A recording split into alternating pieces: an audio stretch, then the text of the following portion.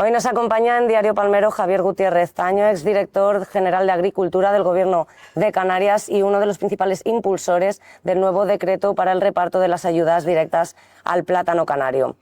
Buenos días, Javier. Lo primero, agradecerte este ratito que vas a compartir con nosotros. Muchas gracias, Carolina, por invitarme. Y bueno, tú has sido un actor clave en el desarrollo de este decreto. ¿Cómo te sientes con que por fin se haya publicado una norma que tanto ha dado que hablar? Bueno, pues la verdad que estoy muy satisfecho. No soy el único impulsor. Ha sido un trabajo de gran parte de la Consejería de Agricultura, no solo mío. Y eso sí, ha sido demasiado largo, quizás, hasta que no encontrar con todos los apoyos suficientes. Yo creo que incluso hasta el apoyo final del presidente del gobierno en el debate del Estado de la Nacionalidad Canaria fue muy importante. Pero bueno, al fin ya tenemos un decreto que pone un poco de orden en el sector platanero, que es el subsector más importante agrario de Canarias, donde viven, pues aquí en La Palma es el 6% del Producto Interior Bruto, un 10% del empleo, y llevábamos unos años con sobreproducción, con precios muy bajos, y teníamos que poner ciertos criterios de racionalidad sobre todo en lo que el gobierno puede hacer, que es la ayuda, es decir, poner a través de la ayuda cierta racionalidad en la producción y en la comercialización del plátano. Ha habido pequeños grupos que han estado en contra, pero yo creo que se ha legislado por el interés general de los agricultores y que es lo que al final ha prevalecido. Y la verdad que estoy muy satisfecho. Hablas de racionalidad en el reparto de esas ayudas. ¿Qué cambios se introducen en este sentido este decreto en comparación con el sistema de reparto anterior? Básicamente el nuevo decreto, una cosa que poco se habla y que todo el mundo estaba de acuerdo, limita la entrada de nuevas producciones a la ayuda, de nuevas plantaciones. Estábamos desbordándonos, llevábamos 3 años muy por encima de los 420 millones de kilos que la Unión Europea nos subvenciona con 141 millones de euros. Y en ese momento pues había que poner límites porque estábamos, el prorrateo, es decir, el reparto que había que hacer una vez se revisaban las cantidades de referencia, suponían una pérdida de ingresos de muchas explotaciones, bueno, de todas las explotaciones agrarias, pero eso tenía un grave problema, es decir, la base social platanera está en zonas 1, zonas 2, zonas 3 de producción, me refiero a zonas buenas o zonas malas. Te pongo un ejemplo, los sauces, Tijarafe, son zonas donde no alcanzan unas grandes producciones, pero que sí dependen de esa subvención para poder sobrevivir. De hecho, son las fincas que enseñamos a la Unión Europea cuando queremos transmitir que necesitamos el POSEI y que incluso pedimos más, ¿no? Entonces era una contradicción poner en peligro esas explotaciones a cambio de que gran parte de la subvención se la llevaran zonas de mucha producción y que implicaba un concepto erróneo de lo que es la ayuda POSEI. La ayuda POSEI Europa la da para mantener esa base social, para fijar población en las zonas rurales y sobre todo por una cuestión paisajística. Entonces no podemos contradecirnos. Entonces nosotros lo que hemos limitado es la cantidad máxima de subvención por hectárea, que era el único cultivo del POSEI en Canarias que no lo tenía, la medida 2, la medida del plátano. Y con eso hemos limitado básicamente también ese reparto y hemos limitado que no se incorporen nuevas producciones al plátano. Para mí tiene 2 efectos colaterales muy buenos el efecto. Es decir, el primer efecto colateral es que la gente deja de pensar en subvención en kilos, porque lo traduce mucho, y va a pensar en mercado. Cuando produzco para tener mi plátano en mercado en el mejor momento de precio. Yo creo que ese es el buen productor, el buen platanero, no el que saca muchos kilos de su finca, sino el que obtiene más ingresos con su producción. Entonces para mí eso es un efecto muy bueno. Y después hay otro efecto secundario que facilita a la administración, en este caso a la consejería, el control de ciertos listillos, vamos a decirlo de alguna manera, ciertos fraudes que hay en el sector. Entonces, al limitar la cantidad de que puedes recibir por hectárea, pues ya no van a aparecer producciones por hectárea, que son pocas, pero las hay, con unos rendimientos agronómicos que no son justificables. Más allá de limitar esa producción, ¿incluye este decreto otros mecanismos de control contra fraudes de tipo, como me estabas comentando, inflar la producción para recibir más ayudas, subvenciones, o solamente con esta limitación ya de alguna manera se regula? Ya la limitación implica una regulación. Después, evidentemente, la inspección que tiene que seguir haciendo la consejería o los inspectores de la consejería es importante porque es un tema importante que la trazabilidad, es decir, que el origen del producto sea la parcela que está diciendo el agricultor, eso es importante y hay que hacer grandes avances. Hay que hacer grandes avances también porque es un avance el decreto, un gran avance, pero bueno, hay otras cosas. Hay un decreto del 18, el decreto 48, cuando se regulan las organizaciones productoras de plátano, donde habla de la planificación. Eso nunca se ha llevado a cabo. Entonces un poco la idea que teníamos en la consejería era, pues básicamente, el nuevo decreto que pone cierto, resetea y pone ciertas reglas más claras y más transparentes en el reparto de la ayuda, el tema de la planificación de la producción para tener más estable el mercado durante todo el año y el precio más estable, es decir, no es bueno los precios tan malos que hemos tenido en el 2023 o en el 2022 y parte del 2024, pero tampoco es bueno estos precios que tenemos ahora. Esto es un disparate, es decir, no podemos tener producciones de 12 millones de kilos semanales frente a 4 millones que estamos llegando ahora mismo y con unos precios que el consumidor peninsular está rechazando y nos puede quitar cuota de mercado en la península, que más o menos la cuota banana, plátano, estamos al 50%. Entonces eso hay que mantenerlo. ¿Y cómo se mantiene? Con un precio estable y un precio estable y una cantidad estable de producción durante todo el año, para que todos los agricultores reciban más o menos la misma cantidad, es decir, no haya gente que se beneficie ahora de unos precios muy buenos y gente que paga unos precios muy malos, ruinosos, en otras épocas del año. Y contamos con un productazo, ¿no? Es decir, es increíble que los peninsulares, bueno, ustedes, tú eres de origen peninsular, sigan comprando plátano de Canarias, ¿no? Es decir, tenemos un producto que además es reconocido, el producto agrario con marca más reconocida de España, que se produce en España, es decir, en el mercado del plátano de Canarias es súper reconocido y ese es nuestro gran valedor de lo que tenemos que seguir manteniendo, es decir, mantener un producto de calidad en los lineales. Por eso es muy importante la parte de la IGP, creo que es la tercera pata que te hablaba, la pata del decreto, la pata de la planificación y la pata de la calidad. Eso es muy importante, mantener un producto de calidad en el lineal, que el consumidor tenga un producto de calidad y a un precio razonable. Porque sí, tenemos un gran producto, una buena marca, pero ya cuando sobrepasa cierto límite el consumidor se cambia a la banana y eso es muy peligroso para nosotros. Este decreto se ha publicado sin cambios sustanciales respecto a la proposición no de ley que se aprobó por unanimidad de todos los grupos parlamentarios con apoyo de las organizaciones profesionales agrarias del archipiélago y, como hablabas, ese límite de 68.500 kilos ha sido una de las cuestiones más debatidas. Mi pregunta es, ¿en Canarias cuántos productores realmente superan ese límite o cuál es el promedio actual de la producción por hectárea? Solo el promedio llega a 50.000 kilos por hectárea y superan en los 68.500 el 9% de los productores que hay en Canarias. Teniendo en cuenta que el decreto introduce una cláusula, una posibilidad de actualizar terrenos que no están dentro del fichero de afiliados, de los terrenos registrados, por cosas de hijuelas muy típico aquí en La Palma, ¿no? Para un periodo, para las fincas de menos de 1 hectárea, se adapten a esa realidad, con lo cual nosotros calculamos que el 95% de los productores de Canarias están por debajo de los 68.500 kilos por hectárea.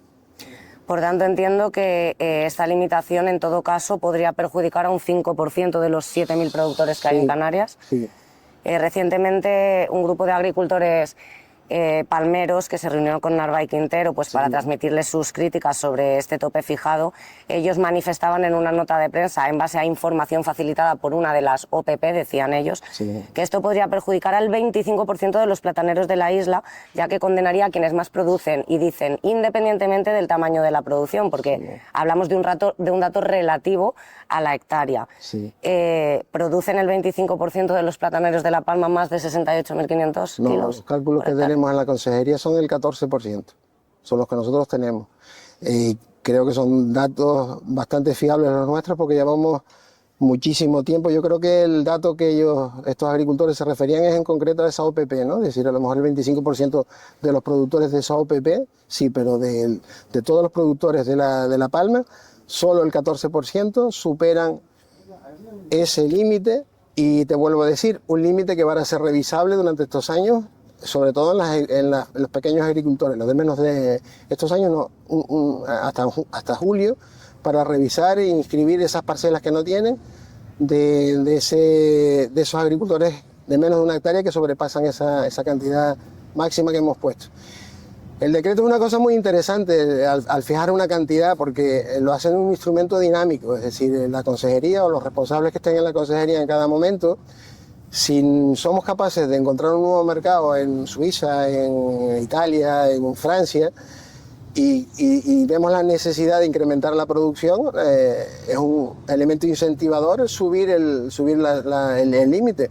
O si estamos pasándonos porque no encontramos mercado, pues habrá que tomar la decisión de bajarlo. Es decir, no es un instrumento fijo y estático y dinámico. Al respecto de lo que me estás preguntando, yo creo que la oposición, esos agricultores que se presentaron a hablar con el consejero, yo los conozco, ninguno está por encima de esos límites por hectárea. Y me extrañó. Yo creo que básicamente lo que ha generado esos movimientos de protesta son otros intereses que ellos no representan, que están detrás y que sí tienen peso político y presión, y que realmente lo que ellos están en contra es en poner el decreto en la limitación de incorporar nuevas plantaciones. Y a mí me da la impresión de que hemos cogido a algunos agricultores con peso político importante en procesos de plantación, porque el decreto, te digo que todas las plantaciones sembradas a partir de agosto del 2024 no van a tener subvención, es lo que regula. Entonces yo creo que ahí sí ha habido una oposición fuerte. Evidentemente tocamos los intereses de estas personas, ¿no? Y lo entiendo, pero bueno, cuando estás legislando tienes que legislar por el interés general. Si hay un pequeño grupo de personas, muy pequeño, minoritario, que pueden afectar o tú crees que perjudican al resto, pues está claro que si eres un buen político tienes que tomar decisiones que beneficien al interés general. Cuando hablas de agricultores con un peso en política, entiendo que te refieres a influyentes en cuanto a las decisiones políticas que se toman en agricultura. Claro. Habíamos, sobre la entrada de esas nuevas plantaciones, ¿se limitan con el decreto para siempre esas nuevas plantaciones, o si tú abres una plantación en X años puedes acceder a las ayudas? Como... Mientras estén vigentes está prohibido, excepto, pues hay una excepción muy importante también en el decreto, a los jóvenes agricultores. Es decir, cuando tú vas obteniendo, hay una cosa en el POSEI que se llama la reserva. Cuando tienes un volumen importante de kilos no asignados a ningún agricultor, solo 2 veces en los 15 años que llevamos de POSEI se ha abierto. Entonces da la posibilidad a jóvenes agricultores a incorporarse ya con una cantidad de referencia. Eso lo deja muy claro y facilita mucho el nuevo decreto esa situación. Aparte de mantener la ayuda POSEI de las personas que aún están bajo la lava, también lo especifica claramente el decreto. Y básicamente no creo que haya, salvo esas 2 excepciones, pero yo creo que sí facilita la incorporación de jóvenes agricultores al sector, al subsector. Lo que nos facilita es incorporar más producción, porque nos está haciendo un daño enorme en los precios que estamos obteniendo en el mercado. Como hablábamos, ese límite de 68.500 kilos es un dato relativo a la hectárea. Por tanto, a priori no se relaciona con el tamaño de la superficie cultivada. Mi pregunta es, ¿cómo va a beneficiar este decreto a los pequeños y medianos agricultores? Si tú produces 40.000 kilos, tienes 1 hectárea o menos de 1 hectárea, pero haces el cálculo y son 40.000 kilos, a ti te van a pagar por los 40.000 kilos. Si produces 68.500 en esa hectárea, por 68.500. Si produces 70.000, tú puedes seguir produciendo 70.000, lo que hay 500 kilos que no van a no, poco más. Si son 69.000 kilos, hay 500 kilos que no vas a obtener ayuda por ello. ¿En qué facilita? Básicamente lo que te comentaba al principio, en el prorrateo. Es decir, nosotros en las últimas revisiones que hemos hecho del POSEI, han supuesto, desde hace 15 años que estábamos cobrando por ayudas por kilo de plátano comercializado unos 38 euros por kilo. En la última revisión, la que va a venir ahora, vamos a cobrar 29 euros por kilo. Perdón, porque estamos por encima de las 420.000 toneladas, y esa cantidad, al repartirla, hay que hacer un prorrateo para quedarnos en esas 420.000. Entonces eso ha supuesto un 5% más o menos de decremento de la ayuda por kilo que se permitía, que afectan linealmente a todo el mundo. Y vuelvo a repetir, de la viabilidad de las pequeñas es donde realmente afecta mucho. Si no llega a estar el decreto y volvemos a hacer otra revisión, en la próxima revisión nosotros calculábamos que estábamos en torno al 9 al 10% de prorrateo, es decir, de pérdida de por kilo a los agricultores. Por eso pone en peligro a este tipo de cosas. Las zonas buenas, las primeras zonas, frente a otras zonas que no tienen la opción sino de producir en época, las zonas buenas que tienen un clima mejor y unas posibilidades mejor, desincentiva la producción de kilos e incentiva la producción en épocas en donde el mercado está muy bien. Un poco lo que nosotros estamos intentando buscar, o creemos que es la lectura correcta que tienen que sacar los agricultores, es que yo creo que es bueno para todos, es bueno incluso para esas zonas, porque te libera y te permite poner producción que en otros sitios no pueden poner en momentos en los que el mercado la demanda. ¿Cómo resumirías la situación de los agricultores plataneros canarios en los últimos años? Pues muy difícil, muy complicada. Llevamos 2 años muy complicados. Hay explotaciones plataneras en que llevan 2 años de pérdidas, es decir, no han cubrido costes, sobre todo porque han cogido los precios muy malos. Salvo estos 4 últimos meses, 5 últimos meses, donde es un disparate, te vuelvo a repetir, no podemos apostar a permitir esos precios, que por cierto, si te fijas, estamos hablando de precios en torno a 4,5 euros, 5 euros. Yo vi una foto que me mandó un amigo que estaba en Cantabria, en Eroski, 5 euros, un kilo de plátano. Y después al agricultor, yo me imagino que esa semana llegará en torno a unos 70, ¿no? En la cadena se queda mucho dinero también. Es decir, eso también hay que revisarlo. Yo soy partidario, que no sé si me dará tiempo de hacer todas estas cosas, yo soy partidario de acuerdos con la distribución. Yo creo que tenemos que llegar a acuerdos de precio y de cantidades durante todo el año para conseguir esa estabilidad que te decía, que es fundamental para el sector. Estos últimos años el sector lo ha pasado mal, muy mal. Es decir, el 2023 fue horroroso, pero horroroso, no cubrimos costes de ninguna manera. Y ahora pues el 2025 se ha recuperado, el 2024 fue en términos generales muy malo también.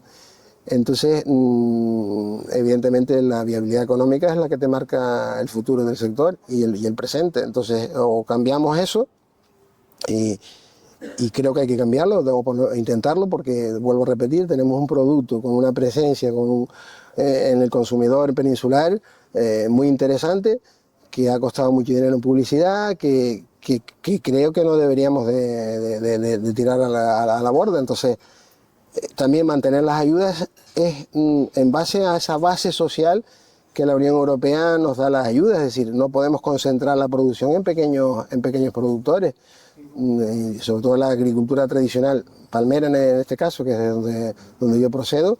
Pues la inmensa mayoría de los productores son productores de 1 o 2 fanegas como mucho, incluso de selemines. Es decir, aquí no hay grandes productores, 2 o 3 fincas nada más, pero muy pocas. Es decir, el resto, la base social de La Palma en concreto, está claramente implicada a que el cultivo tradicional sea viable y se mantenga. Has hablado de varias cuestiones que vamos a tratar ahora respecto a la rentabilidad del cultivo y a esa crisis de precios.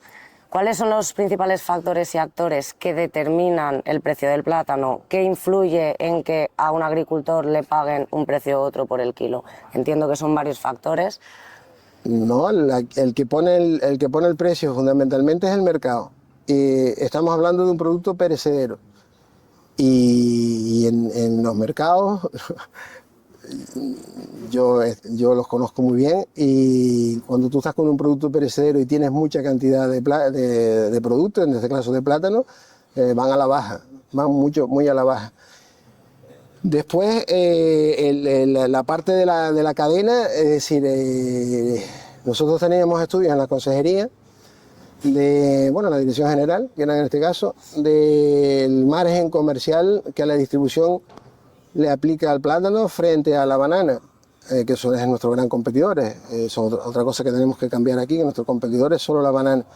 Entonces el margen comercial es muy superior en el plátano, es decir, le ganan más dinero al plátano que a la banana. Yo creo que también en base a una cuestión lógica, es decir, si tú eres distribuidor, yo me pongo en el pellejo del distribuidor, es decir, si me compran más plátano al precio que lo ponga, yo vendo plátano y al precio que me puedan comprar, es decir, la elasticidad de precio es mucho mayor ahí. Entonces ahí hay un factor que hay que corregir. Yo creo que donde hay que corregirlo es en acuerdos con la distribución, en demostrarle a la distribución que con el plátano gana más dinero que con la banana. Y es como la tenia, ¿no? Cuando la tienes en el estómago. No puedes matar a quien le está dando desde ese margen. Entonces yo creo que llegar a acuerdos comerciales con la distribución de cantidad, de calidad y de precio es muy interesante. Pero para eso hay una cosa fundamental. El sector tiene que estar unido en la negociación. Tú tienes poder de negociación cuando vas unido. Cuando vamos a vender plátanos, ojalá fueran 5, es que somos un montón, muchos más, a precios distintos, y cuando estamos agobiados de plátano, pues la verdad que es como cuando uno va a un banco a pedir algo, ¿no? Es decir, si tienes posibilidad de negociar, si no, tienes que aceptar lo que te dan, ¿no?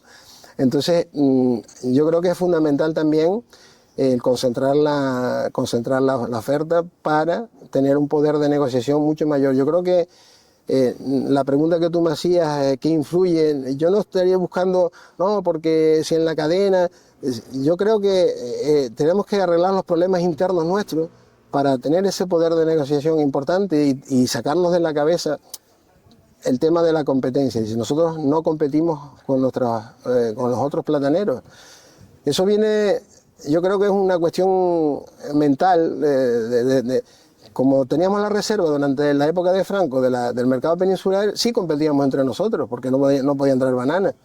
Ahora entra banana libre y es nuestro gran competidor. Realmente lo que tenemos que conseguir es que todos los plataneros de Canarias estemos unidos a la hora de negociar con la distribución, porque la distribución en España cada vez se ha concentrado más. Estamos hablando de 5 o 6 grandes distribuidores y eso es muy, para mí muy importante. Yo creo que la estabilidad del sector pasa básicamente por concentrar la oferta, y ahí, desde la política, hay que incentivarlo.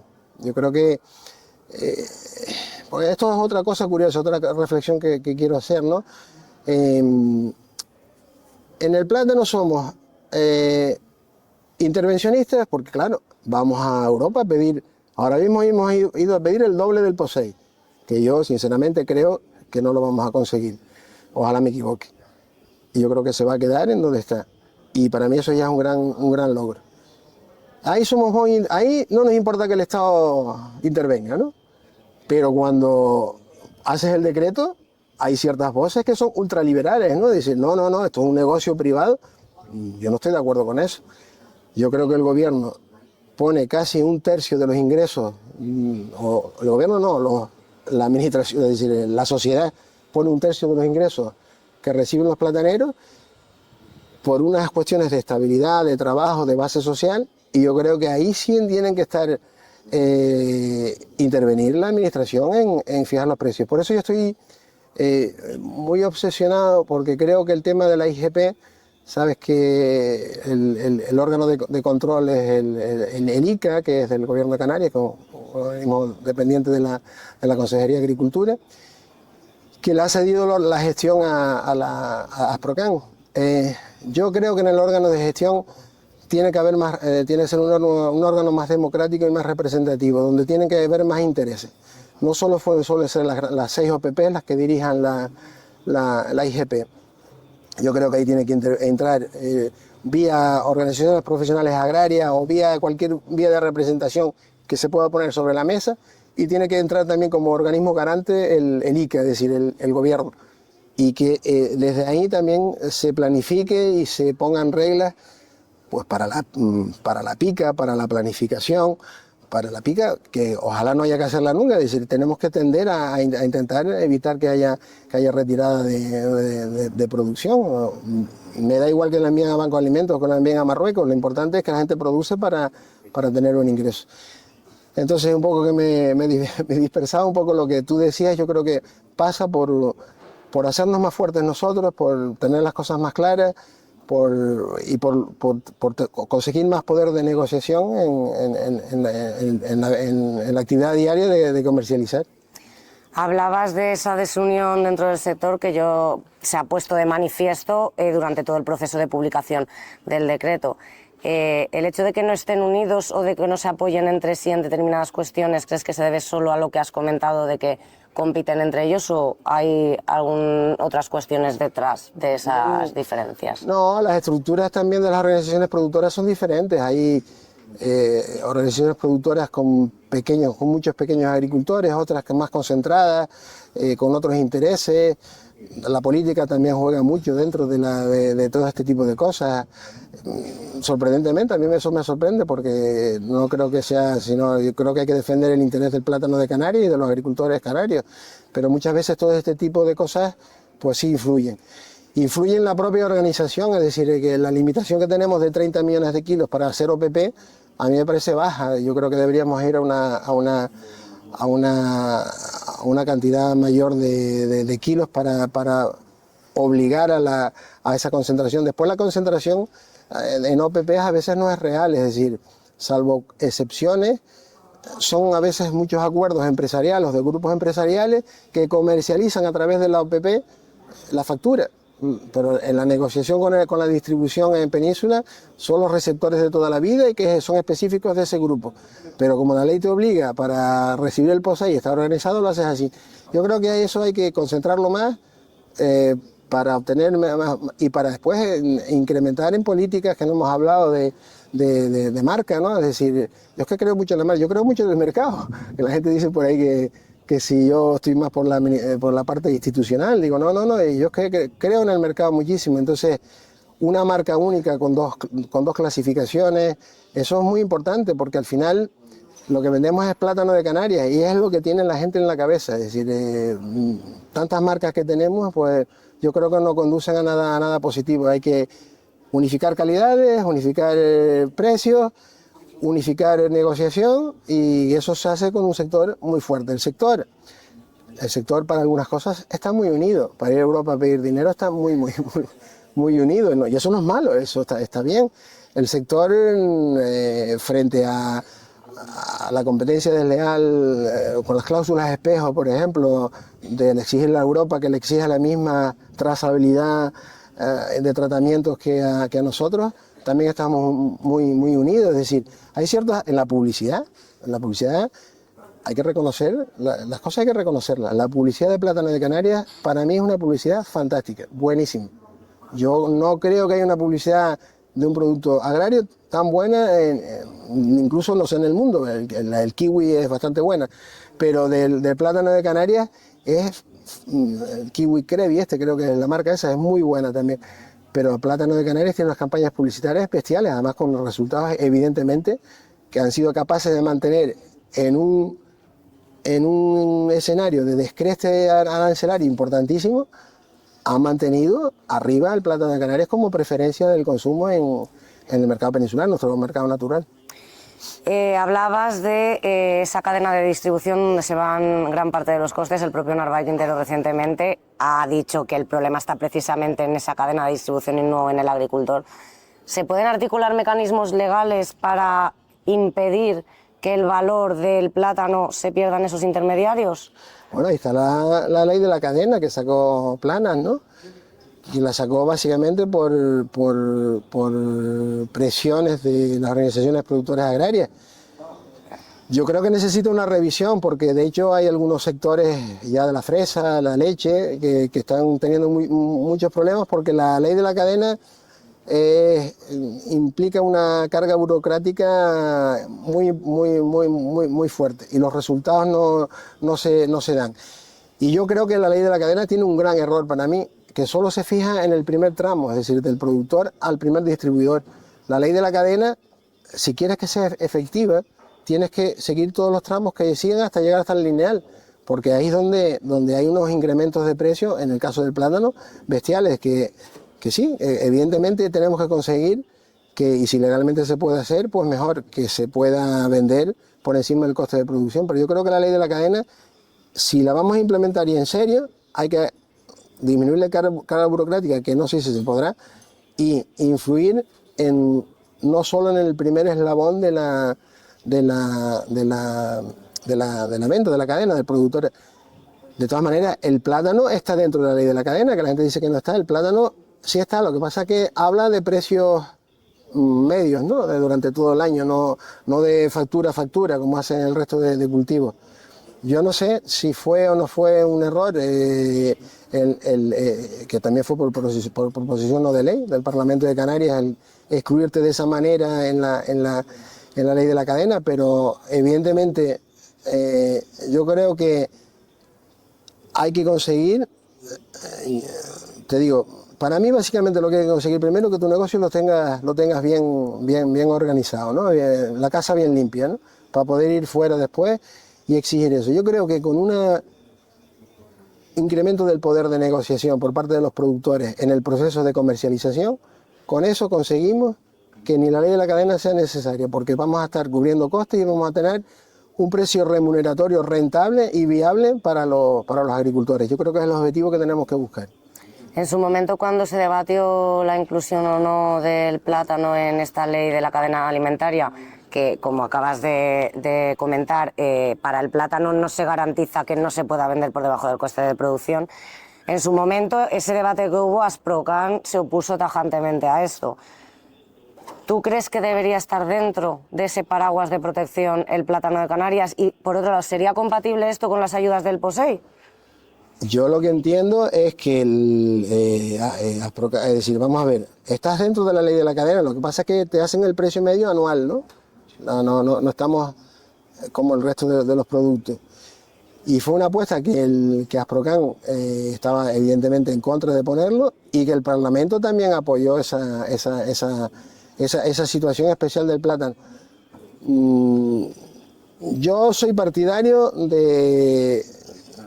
yo creo que la ley no está funcionando. Entonces, yo creo que los esfuerzos que tendríamos que hacer van básicamente a lo que te vuelvo a decir, soy muy incisivo, es decir, tenemos que organizar el sector, tenemos que darle poder de negociación al plátano de Canarias, tenemos que seguir incrementando o manteniendo esa penetración en el mercado, tenemos que tener un producto de calidad, tenemos que tener acuerdos de distribución con los distribuidores y en precio. Si eso lo conseguimos, no es necesario, es decir, el mercado por sí solo se funciona. Lo que no podemos estar es con producciones de 11 millones de kilos semanales, porque entonces nos vacilan, perdona la expresión, es que nos vacilan en el mercado, porque si tú estuvieras en la otra parte lo harías, porque te vas a aprovechar de que estás hasta arriba de plátano y que se te van a madurar, y porque encima es un producto perecedero, no son tornillos que puedes almacenar. Y si estás en 4 millones, como estamos en esta semana, también por culpa del Dorotea, del tema de las tormentas que tuvimos, que estamos muy lejos de y estamos perdiendo cuota de mercado, porque es que competimos con la banana. La banana es el producto, la fruta fresca que más se comercializa en el mundo, y la producen en zonas muy concretas. Canarias es muy poquito, es decir, nada, es ridículo, es despreciable respecto a eso. Y hemos sido capaces de mantener ese producto en nuestro mercado tradicional. Para mí eso tiene un logro impresionante. Y ha mantenido a muchas familias, aquí en La Palma muchísimas, durante muchísimos años. Lo que hay que conseguir es que eso siga existiendo. Y eso yo creo que se hace haciendo nosotros nuestros deberes desde aquí, lo primero.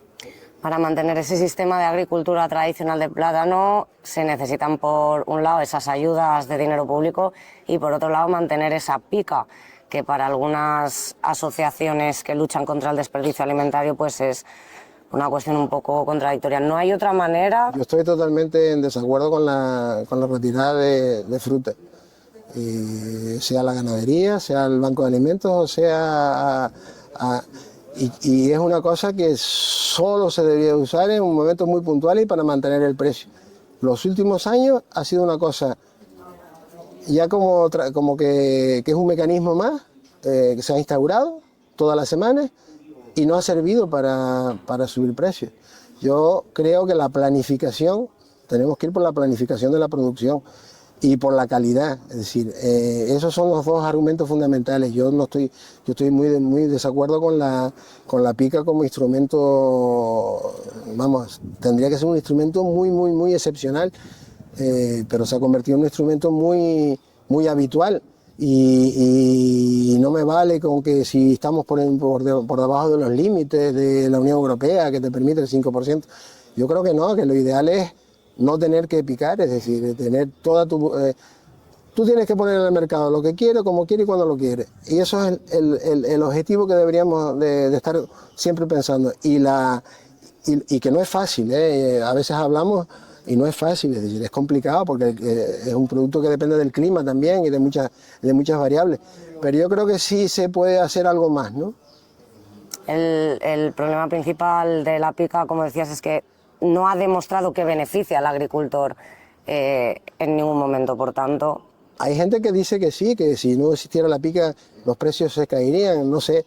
Yo lo que no sé, ¿cuántos fueron? 26 millones durante el 2023 de retirada de mercado, ¿no? A mí me parece excesivo, es decir, porque además son recursos, ¿no? Es decir, son recursos no solo de agua, de fertilizantes, de trabajo, sino que son recursos públicos también, es decir, recibes ayuda POSEI, es un poco contradictorio. Yo creo que sí, que hay que buscar soluciones y esas soluciones pasan por tener la producción más ajustada a lo que el mercado está exigiendo y tenemos que ser conscientes de eso, es decir, yo no sé, yo lo siento, a veces soy un poco brusco, pero las cosas hay que decirlas. La subvención puede desaparecer mañana, ¿eh? Es decir, nos creemos que tenemos un derecho a recibir la ayuda. No, oye, mañana, pues mira, el tema del rearme o la política hasta que desgraciadamente se ha impuesto en el mundo sobre el rearme y tal, pues la Unión Europea tiene unos programas, o la guerra de Ucrania, o la pandemia. Hay un montón de cosas que del presupuesto de donde nos viene pueden cambiar porque las realidades cambian. Y hay que destinar ese dinero a eso y a lo mejor a la agricultura no nos llega. Lo que hay que hacer es rentable, es decir, y hay que ser rentable en el mercado. Y es evidente también, no voy a decir lo contrario, que toda la producción agraria en el mundo está subvencionada, un poco para compensar pues el comercio como funciona, ¿no? Y para garantizar también la soberanía alimentaria. En ese sentido, que estamos hablando demasiado de plata, ¿no? Yo creo que Canarias y La Palma en concreto tienen múltiples posibilidades mucho mayores de otro tipo de producción, es decir, agraria. La Palma podría ser perfectamente la despensa de Canarias, pero sin ningún tipo de problema. Y yo creo que ahí a La Palma le falta en ese sentido un proyecto que integre, además que tiene que integrar otras áreas, como es el tema del agua, con un agua de calidad y a un precio razonable, el tema de la energía, que sea más democrático el cambio del modelo energético, donde participe más la población, el tema de comunales de producción de energía, el tema de las comunicaciones, el noroeste de La Palma. Yo provengo de allí, mi familia proviene de allí, siguen comunicados y no creo que llegue a ser autopista, pero sí hay que acercar a esa zona para que la población se pueda fijar ahí. No sé, hay un montón de cosas que creo que sí, que es un proyecto interesante. La Palma tiene un tamaño de población muy interesante para ese tipo de modelo, el modelo turístico que sea más acorde y respetuoso con nuestros recursos y con nuestro patrimonio. Es decir, ese tipo de cosas, yo creo que una isla como La Palma no se han planteado, ¿no? O no se han planteado, o no existe un proyecto estratégico para eso, y por desgracia tampoco ha habido capacidad de desarrollar ese tipo de cosas. Pero hablando de eso, de agricultura, que volvemos otra vez, para mí es muy importante, por ejemplo, la recuperación agraria debajo del volcán, que tampoco tampoco se ha hecho. Yo creo que estamos haciéndolo mal, sinceramente, es decir, en mi opinión. Pero es muy importante, por cuestiones de soberanía alimentaria, por cuestiones de viabilidad. Yo creo que en un tablero económico tradicional, estas propuestas que he esbozado ahora en este último momento, es muy viable y da muchas posibilidades de futuro a La Palma, ¿no? A la isla, ¿no? Y dentro de eso, la agricultura yo creo que es nuestro oro, ¿no? Yo sigo insistiendo que el modelo de La Palma, la agricultura juega un peso fundamental. El turismo sí tiene que entrar, pero tiene que ser una economía complementaria a los habitantes de La Palma, no a inversores de fuera. El modelo energético, tenemos caducado las centrales de aquí de los Guinchos, es decir, y dependemos casi al 100% de ellas.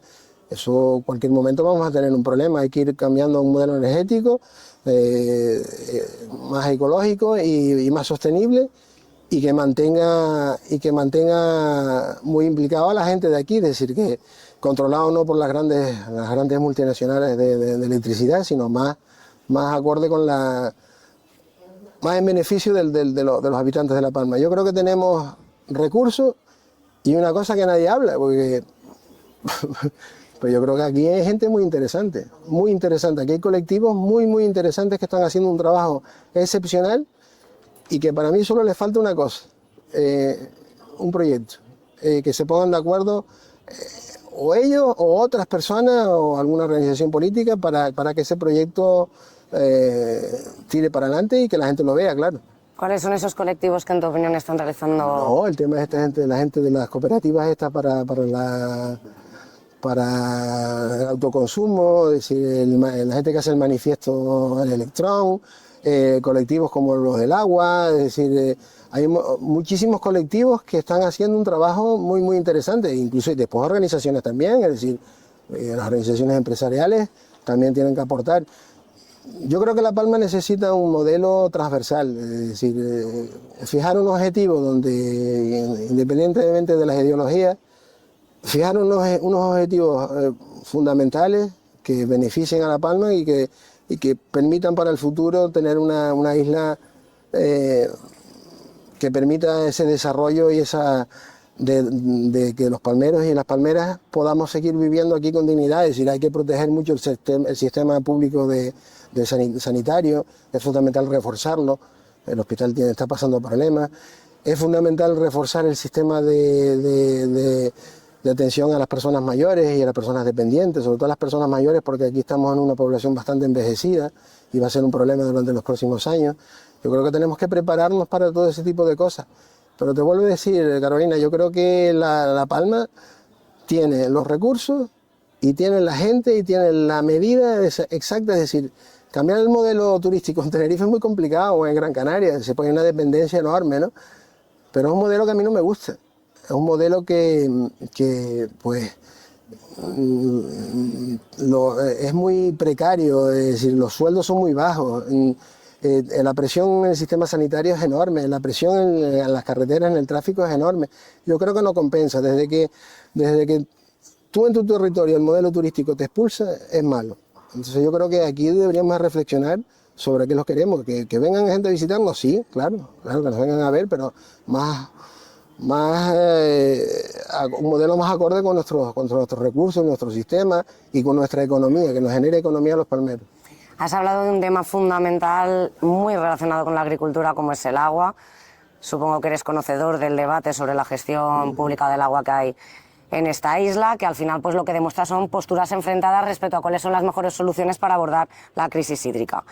Desde el Cabildo y desde el Gobierno de Canarias hay una fuerte apuesta por la instalación de desaladoras, entre otras acciones, como ellos mismos aseguran, aunque todavía no hemos podido conocer en detalle esas acciones porque no hay manera de que nos concedan una entrevista.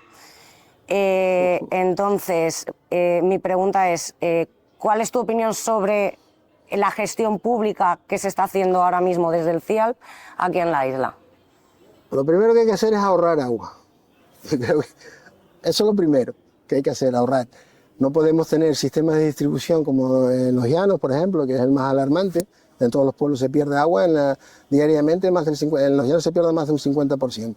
Eso no puede ser. Y no veo que se haga nada porque hay sistemas hoy en día de detección y eso tendría que ser una labor constante para ahorrar.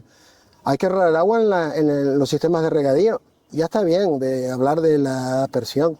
Es decir, ya está bien hay que ir a riegos por goteo, es decir, y que no me digan los agricultores, que creo que también es una idea inducida por parte de los poderosos del agua, de que no es Gran Canaria y el sur de Tenerife llevan con riego por goteo más de 30 años y tienen plátanos incluso mejores que los nuestros. Hay que arreglar los sistemas de distribución, que a veces la confusión está en la información que me llega. A veces me dicen que sí están rotos, otros dicen que no están rotos. Bueno, y ahora te lo conecto con lo otro que quiero decir. Hay que poner tranques a las galerías, hay que racionalizar lo que tenemos, los recursos que tenemos. Hay incluso que buscar aprovechar mejor la lluvia, es decir, la caldera es imposible técnicamente hacer una presa, pero sí es posible poner lo que hacían los árabes, ¿no? Es decir, favorecer la filtración para el acuífero del Coebra, ¿no? Con pozos de infiltración y con diques pequeños que hay que irlos manteniendo. A lo mejor hay que ver la viabilidad de un tomadero por la vertiente contraria a los llanos, por la de Tijarafe, para llenar la presa de Vicario. Una obra que ha durado una barbaridad, que ha costado una barbaridad y que la estamos llenando con agua de pozo. Eso es una vergüenza, ¿no? Entonces, eso por un lado. Lo primero que hay que ahorrar agua. Y después te conecto con lo otro que te decía, es decir, de que no se dice. El Consejo Insular de Agua tiene que saber lo que pasa en el recurso.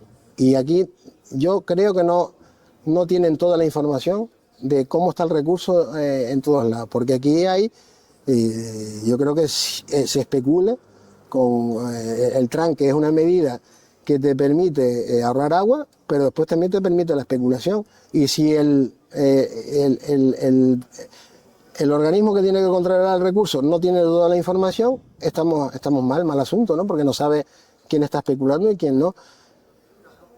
Y te lo digo desde la convicción más profunda de que hay que reconocer el esfuerzo de las personas que invirtieron en las galerías y en los pozos y todo eso. Yo no soy partidario de un cambio de propiedad sino yo soy partidario de que el recurso siga existiendo para esas personas que invirtieron ahí. Es decir, yo creo que no es un problema de la propiedad, es un problema de la gestión. Y lo que no puede ser es que en la zona Hoyas-Remo se esté regando con aguas de pozo a las conductividades que se están regando, porque no solo que nos bajen la producción, tenemos el riesgo que estamos corriendo es de que en los próximos años podamos tener un problema de que nos carguemos la tierra, el sustrato, y eso no es ponerle agua y después disuelves la sal, es un proceso más complicado. Y no estoy eludiendo tu pregunta. Desaladoras. Las desaladoras, donde las van a poner, mucho cuidado, porque creo que, yo no soy técnico, pero sí me he informado, y creo que los pozos de captación y los pozos de residuos del tema de la sal pueden contaminar el Coebra. Y el Coebra está nutriendo a todos los pozos de Tenisca, San Antonio, Biefesa, Los Morriñas, a la de Prosperidad, toda esa zona, que esa zona da regadío a muchas zonas y tal. Y vuelvo a insistir, ahí están muy mal las conductividades. Hay gente que le echa toda la culpa al volcán, que dice que por la subida de gases. Yo no soy técnico, no sé lo que decir, pero yo creo que sí es importante controlar qué agua hay en el sistema, si se está especulando o no está especulando, evitar la especulación, ahorrar, eso es lo primero, tanto en los sistemas de regadío como en los sistemas de distribución de las ciudades, de los pueblos, y eso yo creo que te daría una cantidad de agua suficiente, porque mi proyecto, como bien dices, de desarrollo agrícola, evidentemente sin agua no vamos a ningún lado. Entonces yo creo que es fundamental y básico tenerlo. Una desaladora sí, una desaladora no, es decir, es que yo creo que hay otras cosas que hacer antes, ¿no? no sé, en Gran Canaria me preguntas por una desaladora y te lo digo claramente. Claro que sí, no llueve. En cambio aquí hemos pasado un periodo complicado, pero eso que hasta que llega al acuífero tarda, ¿no? Es decir, la sequía se va a empezar a notar dentro de poco. La sequía en el agua subterránea de La Palma no se ha notado, se está empezando a notar. Y para que, si gracias a Dios vienen unos años muy buenos de agua, se recargarán, pero ahora mismo no. Yo, con la política de agua, digo, yo empezaría por ahorrar agua y empezaría por gestionar mejor el recurso y después, pues evidentemente, las necesidades van a decir. El gran tema polémico, que no tampoco te lo me voy a escurrir, yo pincharía como dice el ingeniero Soler, yo pincharía en el trasvase. Simplemente, no sé si tiene razón o no tiene razón. Evidentemente más que yo sabe. Pero el proyecto original era para traer agua desde el este al oeste, ¿no? Que no se acabó porque se dio contra un agua y tal. Se ha abandonado. Él dice que con 2 millones, ponle que sea el doble, con 4 millones de euros se le hace un tranque bien hecho y se puede pinchar al otro lado. La ley de agua te dice que si tú quitas caudal a las galerías de los alrededores, tienes que compensarla con el caudal que tú saques, es decir, yo no veo ahí ningún tipo de compensación. Entonces yo lo veo una obra tan barata, frente a una opinión que a mí me merece todos los respetos, y que no entiendo por qué se descarta con un agua que te va a llegar y tal. Hay gente que dice que eso disminuye después, que le llegue agua al Coebra para los pozos. Oye, la está sacando de manera natural, de manera por gravedad. Abajo hay que elevarla. Yo también soy partidario de estudiar para poner en el cauce de las Angustias los diques para que la filtración hacia el Coebra se incremente.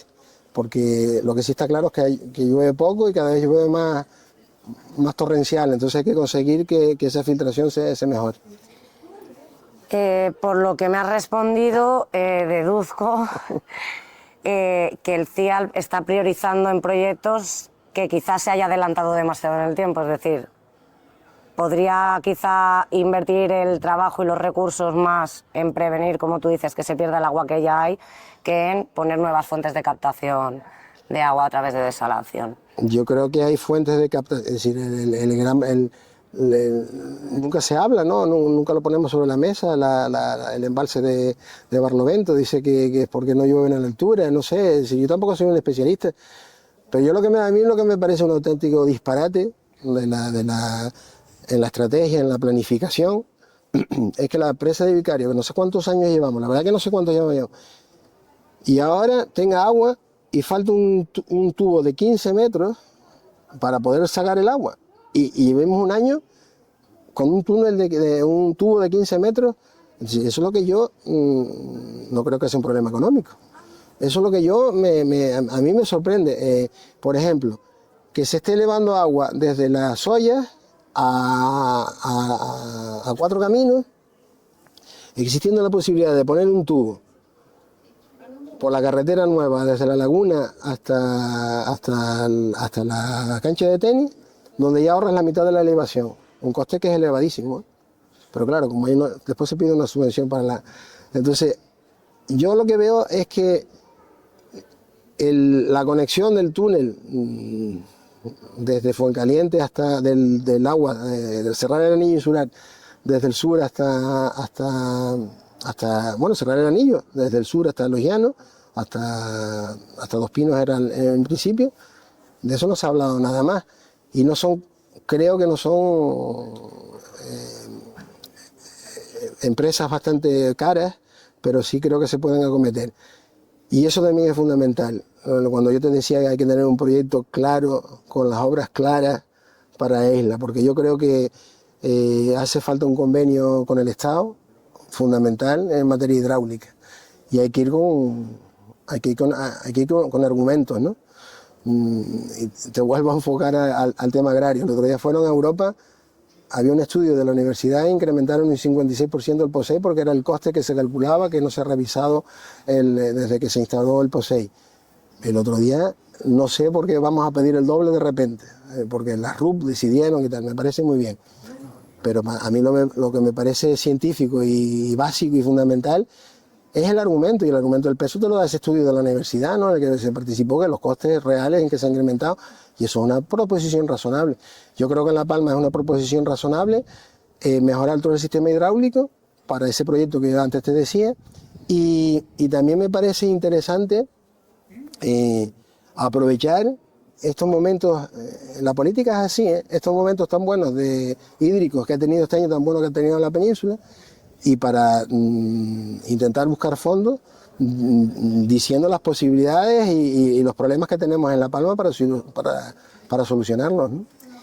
Estas cuestiones que hemos comentado de por qué se hace esto así, cuándo se podría hacer de esta manera, porque mi pregunta, ¿tú crees que se puede deber a ineficacia en la gestión o a un servilismo por parte del CIAL a los gestores o a determinados operadores privados del agua? Agua escasa y cara interesa a los que tienen la propiedad. No te puedo ser más claro. En política hay que ser valiente. Y tiene sus costes, mira el mío. Pero también hay que tener proyectos. Y después una cosa que es muy difícil, todo es difícil, las tres cosas, pero para mí la más difícil que me resulta es que hay que ser capaz de hacer las cosas. Y a veces nos falta capacidad. Entonces los políticos no somos, lo sabemos todo. Tenemos que rodearnos de gente que sepa más que nosotros y dejarnos aconsejar. Yo creo que aquí yo tengo una concepción de la política muy distinta a la generalidad. Yo creo que en política se viene a hacer cosas, a transformar, a mejorar. En política no se viene a hacer sectas y a estar en contra de lo que hace el contrario. Y de que cuando yo estoy en el gobierno digo una cosa y cuando estoy en la oposición digo otra. Yo no lo iba a decir, pero yo el otro día vi el debate sobre el tema del decreto y el tema agrario en el Cabildo. Yo lo siento mucho, lo digo con todo el respeto y todo el cariño, porque tengo personas que yo me suelo llevar bien con todo el mundo. Ahí demostraron tanto la oposición como el gobierno un gran desconocimiento de la materia, ¿no? Es decir, mezclaban las cosas, decían de la PEPAC, yo no sé, creo que no tienen ni idea de lo que estaban hablando. Entonces, la PEPAC es un programa que se acaba de hacer, las bases las hice yo cuando estaba de director general, la hicimos en la dirección general, y el plan de recuperación. Yo creo que hay y todo por política barata, ¿no? Es decir, yo creo que la gente se merece otro tipo de políticos, ¿no? Y cuando hacen las cosas bien, antes te dije, yo te reconozco cuando hacen algo, cuando algo se hace bien se reconoce, ¿no? La política publicitaria de Asprocan, chapó, o cualquier otra cosa que haga un político, hay que reconocerlo. Lo importante es gestionar y tener un proyecto estratégico claro. Y yo creo que ahí en el tema del agua, pues, es como en el plátano, ¿no? Además, yo creo que están muy relacionados. Hay intereses privados muy fuertes, pero yo lo siento. Es decir, el interés general está por encima.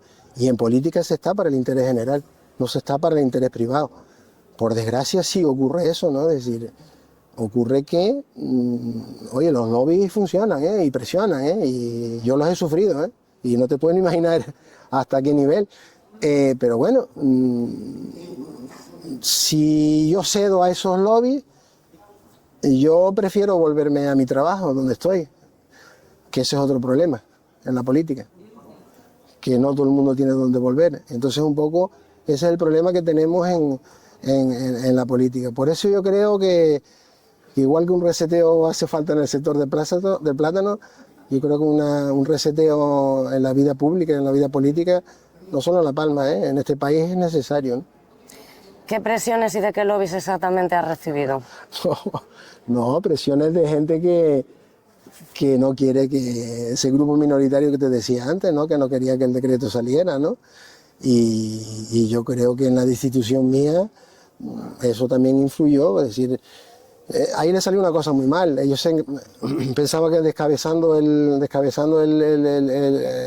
la consejería se iba a acabar el problema, pero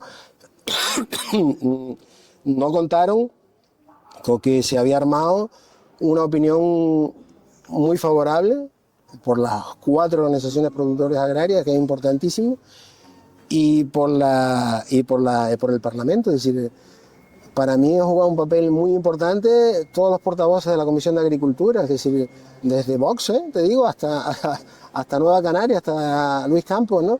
Es decir, y además Luis Campos con un papel importante porque fue los que redactaron el decreto, ¿no? La PNL, mejor dicho. Entonces, frente a esos lobbies que van a existir siempre y esas presiones, por lo que hay que responder es con interés general y con organización social y de la sociedad, ¿no? Y yo creo que, por suerte en este país, por la democracia, llegó y tiene que servir para eso, no va a servir para otra cosa, ¿no? Es mi opinión. Y te vuelvo a decir, si no, yo hay 2 cosas cuando estoy en política, se lo digo a mis seres queridos, ¿no? Porque a veces se preocupan. Y yo digo, yo el día que deje de ser feliz, porque yo soy feliz, en este tipo de cosas me gusta la marcha, como dicen algunos amigos míos, ¿no? Porque defiendo lo que yo creo con pasión a veces, pero bueno. Y la no dependencia, ¿sabes? Y la independencia, es decir, para eso a mí es fundamental, es decir, ser feliz y ser independiente. El día que no sea feliz ni sea independiente en política, yo me voy para casa, que igual es lo que tengo que hacer, pero bueno. ¿Cómo se materializaban estas presiones por parte de estos detractores? ¿Intentar convencerte de su postura? ¿Algún tipo de amenaza de algún tipo? ¿O en qué sentido exactamente? No, bueno, la más clara fue la destitución, ¿no? Es decir, fue la destitución que mi propio consejero se enteró 10 minutos antes, porque a mí me lo dijeron 10 minutos antes del Consejo de Gobierno, que iban a destituirme. Me habían avisado con anterioridad de un cambio, ¿no? De un cambio a otra dirección general, que dije que no, porque yo, de lo poco que sé es esto, ¿no? Es decir, y entonces digo, no, yo lo que es eso, y si no quieren contar conmigo, me cesan y punto, ¿no? Y eso después, 2 meses o 1 mes y medio después, fue cuando se decidió, por parte de la organización, bueno, de la consejera de presidencia, se decidió prescindir de mí. También una visión que yo no comparto de la política. Yo creo que ahí fui un poco tonto, ¿no? Por decirlo de alguna manera. Yo pensé que mi dependencia era con el consejero, al que le he sido muy leal siempre, ¿no? Aunque no comparto algunas cosas con él, pero siempre le he sido muy leal. Y entonces la destitución mía fue en contra, incluso hasta de la opinión del propio consejero, ¿no? Entonces, no sé, una cosa. Y después las cosas de la política, ¿no? Es decir, te destituyen y no sé cuánto, 8 meses después, por lo que te destituyen, lo aprueban, ¿no?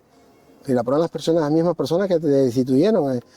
Es una cosa como esperpéntica, ¿no? De Valle Inclán, ¿no? Una cosa media. Pero bueno, la política entiendo que debe ser así, ¿no? Pero no me.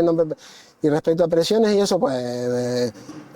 Básicamente la presión la notas cuando te organizan, te intentan boicotear algún acto, te intentan. Hoy hacer reunión no sé dónde con intereses de boicotearte. Pero bueno, tampoco amenazas de tipo personal no ha habido tampoco, ¿no? Eso no ha ocurrido. Respecto a tu destitución, bueno, esto se ha hablado en los medios y, bueno, siempre has señalado que fue una decisión de Nieves Lady Barreto, consejera de Presidencia. Ella misma, en un medio de comunicación, decía que las directivas de las organizaciones agrarias estaban muy cómodas contigo por tu cercanía, por la buena relación que tenías con ellos, pero que las cosas no funcionaban. Mi pregunta es, ¿te dio explicaciones de qué cosas exactamente no funcionaban? Siempre habla de la recuperación del volcán, ¿no? Y es una cosa que yo todavía estoy esperando a que me lo expliquen, ¿no? Porque te voy a hacer rápido, no te voy a cansar. Para mí hay 2 motivos que me llevan a la política activa, ¿no? Era el tema del plátano, porque familiarmente hemos vivido de él toda la vida, en mi familia, Y el tema del tema del volcán, a mí el tema del volcán me tocó. Nosotros no fuimos afectados directamente, sino se nos secaron las fincas y tal, y nos llegó el agua y tuvimos que invertir. Pero bueno, no teníamos la finca debajo por suerte, gracias a Dios, no la tuvimos debajo del volcán. Entonces, cuando yo llego a la consejería, se plantean los dos temas, tanto el tema el reseteo del sector platanero, del sector platanero, y la reconstrucción agraria. La reconstrucción agraria, el pacto que hay entre todos es que había que cumplir dos cosas. El escudo, el paraguas social de las personas que están afectadas por el volcán, mantener esos ingresos. Eso se ha conseguido con la pérdida de renta y con el mantenimiento de la ayuda POSEI debajo del volcán. Y después lo que es la reconstrucción de la tierra, del suelo agrario. Voy a empezar por lo primero. El anterior gobierno, en un presupuesto muy importante, paga una pérdida de renta importante a todas las personas que fuimos afectadas por la ceniza, que no tuvimos producción en el 2021-2022, que se perdió. Con un error. Ellos lo hacen eso se hace sobre un reglamento europeo que te permite pagar pérdida de renta durante 3 años. Ellos cometen un error, a diferencia del que se aprobó cuando yo era director general. Y el error era que yo lo hice sobre datos reales, del 22-23, ya tenía todos los datos, y ellos, frente al apuro, como estaba la situación, lo hicieron frente a expectativas sobre datos que no eran reales todavía, no estaban contrastados, y cometieron un error, se pasaron de frenada. Y ahora están llegando las cartas de un expediente iniciado por ellos de devolución de 3 millones de euros a algunos afectados. Nosotros destinamos 8 millones de euros a la pérdida de renta 2022-2023. A mí se me criticó que dejé fuera a algunos agricultores, que eran básicamente los que caparon. Y se dejaron fuera, nosotros éramos conscientes, que no nos diéramos cuenta, porque no encontramos ninguna solución para ponerlos en el decreto. No son muchos, pero es verdad. Pero no había, es decir, no había ninguna cooperativa que nos certificara que esa gente había capado, porque los que habían replantado sí tenían las facturas de los viveros, ¿no? Y las comunicaciones a las cooperativas que estaban replantando. Entonces ahí no había nada. Entonces ese sector, que es muy minoritario, ha hecho mucho ruido. Y ese es el error. Yo no sé cuál es el error. Es decir, porque yo lo que no podía pedirle, ni yo, ni pedirle a los funcionarios es que prevaricaran. Si teníamos que hacerlo en base a un reglamento. Ese fue uno de los motivos, ¿no? Entonces dice que tenía que salir fuera. Bueno, hay un nuevo director general, no sé desde cuándo, bueno, desde que yo me fui, que el 22-23 no lo ha pagado, ni se le oye. Y todavía hay gente debajo del volcán, ni se le oye. En el capítulo 7, la Consejería de Presidencia traspasó al Cabildo a final de año 6,5 millones de euros, que se supone que era para compensar a ese tipo de cosas. Estamos en junio, ¿no? No se sabe nada. Bueno, estamos en el Día de Canarias, pasado mañana empieza junio. Dice que han desarrollado una herramienta tecnológica, me imagino que será un Excel, como todos los que hacemos, y en base a unos criterios, que me imagino que estarán en base a la ley. Y a otra cosa que es fundamental, que un organismo independiente y de peso y de prestigio avale todos esos cálculos. Tanto en el gobierno anterior como en la que yo emití, Agroseguro nos avaló con sus... Y yo estoy esperando, ojalá encuentren esa fórmula magistral en que todo el mundo esté contento. Yo no tengo ningún problema. Pero creo que se han metido en un charco de categoría además. Como unos 2 millones que ya no se ha vuelto a hablar de ellos, que también existían, que incluso reunieron a las OPA y a las cooperativas para ver cómo los gastaban y no se sabía nada. Yo creo que no son conscientes de dónde se están metiendo. Entonces esa es la parte que a mí me decían, digo, bueno, pues tan malo no soy porque no cometí ningún error en el tema de la distribución, repartí los 8 millones y sí, que se quedó gente fuera, sí, pero por desgracia eso siempre va a pasar, ¿no? Y después está la parte de la reconstrucción del suelo agrario, ¿no? El anterior gobierno hizo un plan con un PDR que era de las coladas alrededor, donde también distribuyeron, y que realmente es lo único que se ha reconstruido. Y esa es la realidad. Y quien diga lo contrario y tal. Yo saqué un PDR, el PDR y la que ahora está sustituida por la PEPAC, son programas donde la reconstrucción del potencial agrario destruido por una erupción está contemplado. En el PDR como medida específica y en la PEPAC dentro de las medidas de modernización. Son programas que tú puedes inyectar economía de cualquier administración, tanto de Europa como de la comunidad autónoma como del gobierno central. Y tienen una gran ventaja. Tú, agricultora, presentas el proyecto, se te valora y yo, gobierno, te doy el dinero. Y tú tienes que justificármelo con tu factura y tu transferencia. Y se acabó. Y tú tienes el coste total de la reconstrucción. Nosotros hicimos una ley, la ley 3, la de agricultura, en donde abandonamos el modelo de concentración parcelaria del gobierno anterior, del Pacto de las Flores, y optamos por más autonomía y más libertad, que los agricultores reconstruyeran donde lo tenían y como lo querían. Y esa ley está ahí, lo que no se ha desarrollado. ¿Por qué? Porque hay una cuarta ley, estaba la agraria, la vivienda y la segunda vivienda, y la industrial, perdón, porque se optó por un único plan, el plan de pago.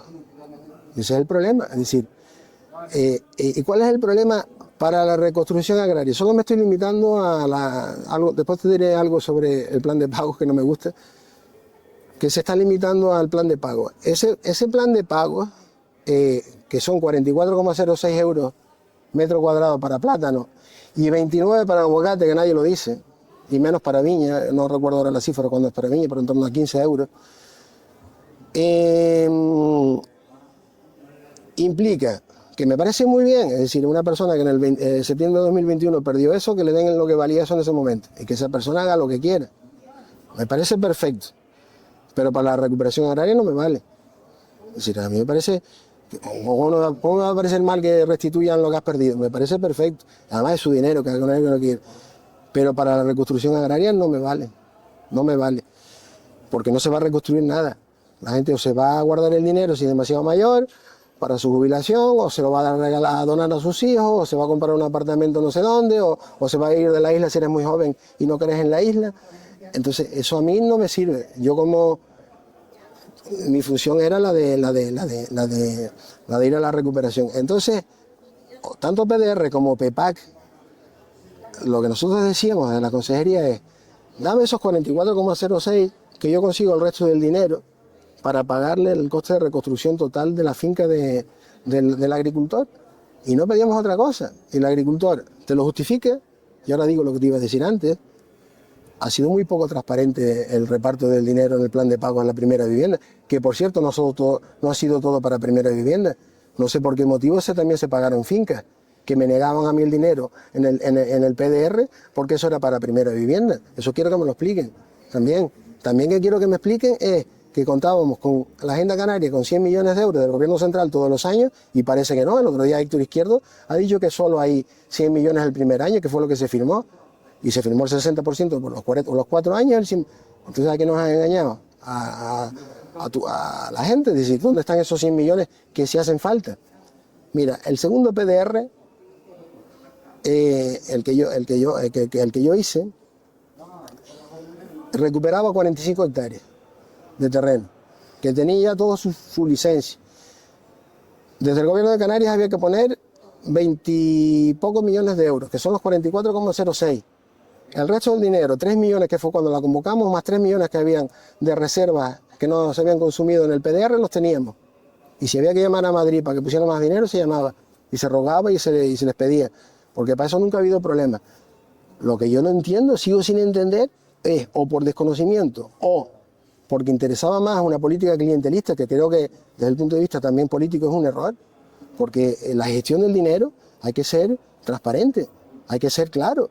Porque no solo es el dinero Evidentemente el que va a recibir el dinero igual ni te vota, pero bueno, te va a votar porque está agradecido. Pero es que el dinero es de todos. Y yo quiero que sean claros y transparentes con mi dinero, ¿no? Con el de todos, ¿no? Entonces yo creo que ahí incluso hasta un error político, ¿no? Entonces en ese sentido, pues yo creo que esos errores que se me achacaban, es más, yo estoy muy preocupado, pero muy preocupado por todo esto que te estoy contando. Nosotros llegamos a un acuerdo con la Unión Europea y le decimos que desde que podamos llegar a las fincas, las vamos a recuperar, las vamos a sembrar y vamos a estar 3 años en la explotación. Y para eso me sigues pagando el POSEI, aunque no produzca plátano. Yo me temo que aquí va a haber un follón, ¿eh? O alguien tendrá que decir, pues mira, con los 44,06 le devuelvo lo que me han pagado de POSEI y olvídese de mí, o alguien tendrá que pedirle a Europa una moratoria, una condonación, moratoria no, una condonación de ese incumplimiento por parte de los agricultores, ¿no? Y eso creo que no se ha valorado lo suficientemente ni se ha sido transparente. Es decir, te vuelvo a repetir, aquí es como que que coges el dinero y es tuyo, ¿no? Pues hay que tener ciertos compromisos, ¿no? Esa falta de transparencia de Coalición Canaria parece repetirse en diversas materias. Quizás sea una de las características que acompañan al partido, me pregunto. Respecto a la reconstrucción agrícola, justo lo que me has explicado es lo mismo que defendía en una entrevista que hicimos hace unos meses a Alicia Van Ostende, diputada por La Palma en el Parlamento del Partido Socialista. Ella criticaba que el plan de pagos al final es la vía fácil, pero que realmente no hay ningún proyecto de reconstrucción, y tú mismo mencionaste en un artículo que publicaste hace no mucho en un medio regional que solo el 5% del suelo afectado se había reconstruido. Han pasado ya 3 años. Correcto. Quería puntualizarlo. Sí. Se reconstruyó el borde de colada y eso representa un 5%. De esas fincas que ellos hablan es un 5% nada más. Para cerrar un poco el tema de tu destitución, hoy por hoy, ya con el paso del tiempo, ¿sigues pensando que fue una táctica política de Nieves Lady Barreto en ese momento? Sí. ¿Tú estás satisfecho con la labor que realizaste como director de Agricultura? Muy satisfecho, súper satisfecho, porque creo que se tomaron muchísimas iniciativas, fueron muy importantes para 14 meses. Te voy a nombrar algunas, ¿no? Es decir, el decreto, se inició el tema de regularizar te estoy hablando de La Palma nada más, de regularizar los quintos en Tijarafe, que se está moviendo desde eso, desde el Ayuntamiento de Tijarafe. Se le dio el apoyo de no solo de catastro, de notarios y administración para que iniciaran el proceso. A nivel del reglamento de los usos agrarios se sacó el reglamento, se hicieron los reglamentos de la PEPAC, las bases que no estaban preparadas cuando nosotros llegamos, por eso tardamos en la convocatoria un montón. No sé, se han hecho, bueno, después de otras islas, el tema de la viña, porque yo también era director general de muchas islas. Yo creo que en el corto tiempo que estuve, yo creo que se hizo una gran labor. Y es una cosa que he repetido ya en algún medio y te lo vuelvo a decir otra vez. Yo cuando empezaron las dificultades con el decreto, a mi gente más allegada le comentaba que si el decreto no salía yo me iba. Lo tenía claro. Es decir, me ahorraron bueno, gracias a Dios salió y también me sacaron, pero bueno. Pero no, yo creo que hay amigos míos que me dicen que el gallinero en 14 meses lo moví bien. ¿Cuál es tu relación actual, si es que la hay, con Nieves Lady?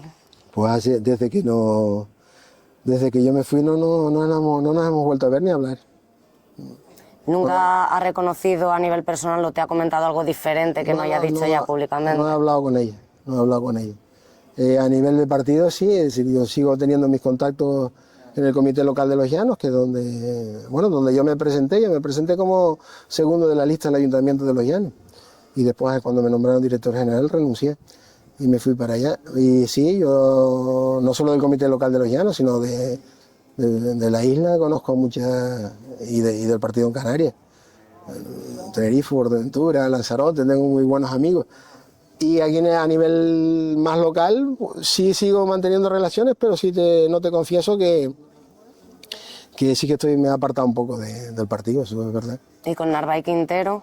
Con Narváez Quintero sí he hablado, incluso a nivel profesional, en mi actividad hemos tenido algún acto común donde hemos charlado y nada. Yo a Narváez le critico algunas cosas, sobre todo las velocidades, que siempre me enfado mucho con él, pero bueno, es su forma de ver la política, ¿no? Yo la veo pero de otra manera, o igual el equivocado soy yo, pero bueno, da igual.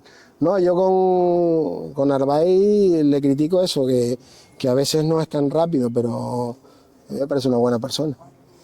Tú que has estado dentro de este equipo de gobierno, ¿quién es la persona más influyente de Coalición Canaria? O por decirlo de otro modo, ¿quién manda en Coalición Canaria? Hombre, ¿en partido? Hombre, Clavijo, sin duda. Sin duda.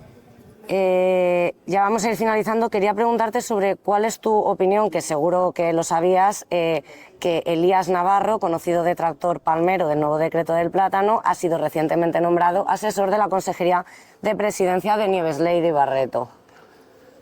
Bueno, yo ya lo he dicho en algún medio, me lo han preguntado. Cada uno nombra a quien quiera como asesor, con dinero público, pero bueno, ahí me quedo. Lo que yo entiendo es que si tú, antes te he hablado de las capacidades, ¿no? Que y a veces necesitas asesores, ¿no? Pues yo me rodearía de gente que me asesorara en temas concretos, ¿no? Que tenga conocimiento y experiencia en ese tema, ¿no?